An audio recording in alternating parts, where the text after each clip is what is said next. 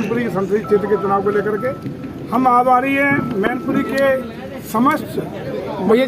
विकास जिन्होंने भारतीय जनता पार्टी के प्रत्याशी के रूप में पार्टी के हाईकमान द्वारा प्रत्याशिता घोषित करने के बाद जिस तरीके का उमंग, उत्साह, जोश इस बार मैनपुरी में भगवा फैलाने के लिए, कमल खिलाने के लिए जो उत्साह दिखाई पड़ रहा है अभूतपूर्व, उसके लिए मैं मैनपुरी के लोकसभा क्षेत्र के समस्त मतदाताओं का बहुत बहुत ऋणी हूँ, आभारी हूँ, हृदय से उन्हें धन्यवाद ज्ञापित करता हूँ। आज हमारा नामांकन पत्र दाखिल हुआ है और निश्चित रूप से ये नामांकन हमारी 10 साल की भारतीय जनता पार्टी की आदरणीय केंद्रीय नेतृत्व में माननीय प्रधानमंत्री श्री मोदी जी के नेतृत्व में चल रही सरकार के 10 साल के कार्यों में देश ने जिस प्रकार से आर्थिक मोर्चे पर, सामरिक मोर्चे पर, टेक्नोलॉजी के मोर्चे पर और विश्व लीडर बनते हुए, उभरते हुए, दमकते हुए भारत के सपने को साकार करने का काम तेज गति से आगे बढ़ाने का काम किया है। हम विकसित भारत से, विकासशील भारत से विकसित भारत की ओर तेज कदम बढ़ाने का काम कर रहे हैं। आज आदरणीय मोदी जी के नेतृत्व में देश भर में गरीब कल्याणकारी योजनाओं की बात हो, उभरते चमकते हुए तमाम योजनाओं की बात हो, आज हर व्यक्ति को, हर गरीब को बिना किसी सामाजिक, जाति या सांप्रदायिक भेदभाव के बिना जो भी पात्र है उनके जन कल्याणकारी, गरीब कल्याणकारी योजनाओं को उसके दरवाजे तक पारदर्शिता, गुणवत्ता से पहुंचाने की बात हो। देश के रहने वाले गरीब, देश के किसान, देश के युवा, देश के हमारे किसान, इनके कल्याण और भलाई की बात हो। महिला कल्याण को, महिला सशक्तिकरण के लिए विभिन्न उठाए गए कदमों की बात हो। इसके आधार पर पूरे देश की जनता ने आज एक मत होकर के निर्णय लिया है कि इस बार 400 पार। और साथ ही साथ जहाँ तक उत्तर प्रदेश की बात करेंगे तो उत्तर प्रदेश में भी 12 से 17 के बीच में आदरणीय अखिलेश जी के नेतृत्व में जो उन्हें 12 में उत्तर प्रदेश की गद्दी विरासत में अपने पिता श्री से प्राप्त हुई थी और 12 से 17 के कार्यकाल में उत्तर प्रदेश के लोगों को, इस नौजवान से बहुत उम्मीदें थी कि उत्तर प्रदेश के विकास के लिए, उत्तर प्रदेश को बहुत तेज गति देने के लिए और उत्तर प्रदेश में लॉ एंड ऑर्डर का विषय ठीक रहे, इसकी बहुत अपेक्षाएं थी। इन अपेक्षाओं पर खरा नहीं उतरे, बल्कि प्रदेश में 2017 में भारतीय जनता पार्टी पर विश्वास करते हुए एक प्रचंड बहुमत की सरकार बनाने का जनादेश 2017 में उत्तर प्रदेश ने दिया और उसी जनादेश के बल पर आज 7 साल के इन कार्यों में आदरणीय योगी जी के नेतृत्व में चाहे जीरो टॉलरेंस की नीति के आधार पर कानून व्यवस्था हो, अपराधियों से मुक्ति का मामला हो, गुंडे अपराधियों को ध्वस्त करने का मामला हो, इतना सशक्त प्रशासन 7 सालों में देखने को मिला कि हमारे ही लोगों ने नहीं, देश भर के लोगों ने हमारे मुख्यमंत्री को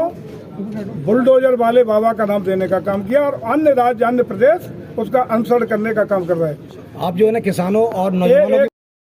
कार्यों को लेकर के प्रदेश की जनता ने और देश की जनता ने पूरा मन बना लिया है कि उत्तर प्रदेश 80 की 80 सीट कर जीत करके आदरणीय मोदी जी को तीसरी बार बागडोर सौंपने के लिए बहुत बड़ी ताकत देने का काम करेगा। हम जब 80 की बात करते हैं तो मैनपुरी में वो 80 भी सीट भी शामिल है जिस पर कमल खिलने का काम इस बार मैनपुरी के मतदाता करने जा रहे हैं। आप किसानों की बात कर रहे हैं सर, और अब तक बीजेपी लड़ती रही है, क्या उसी तरीके से लड़ेगी या अलग हटके लड़ रही है? देखिए, आपको स्वयं दिखाई पड़ रहा है इस बार के चुनाव की उमंग, जोश, उत्साह। जिस दिन हम लोग लखनऊ से चल के मैनपुरी की धरती पर आए उसी दिन आप सब साक्षी है कि जिस प्रकार का जोश खरोश के साथ कार्यकर्ताओं ने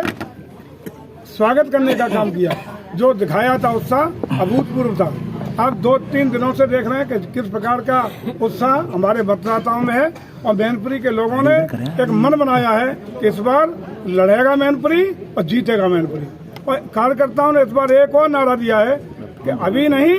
तो कभी नहीं। ये नारा के साथ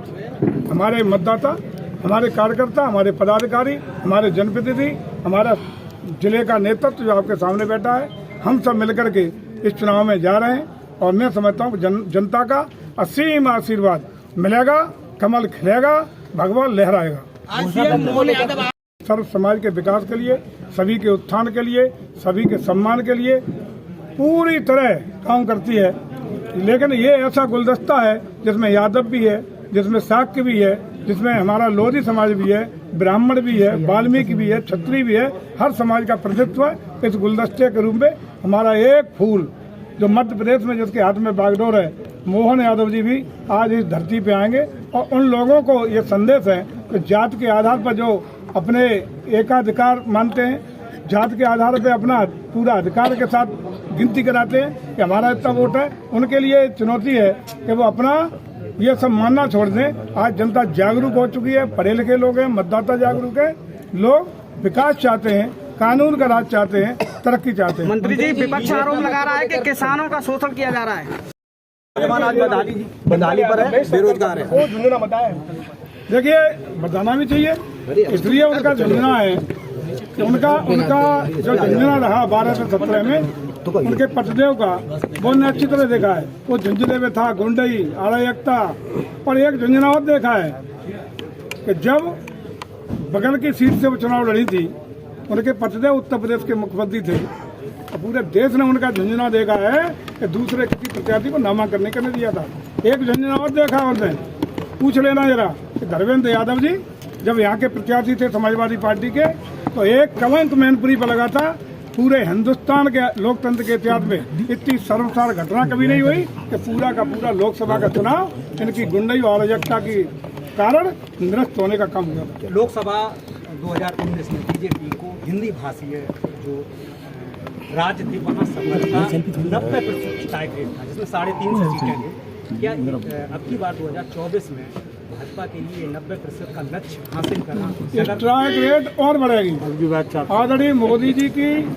लोकप्रियता बढ़ी है, उसी के साथ हम अपना लक्ष्य इस बार 400 पार पूरा करेंगे।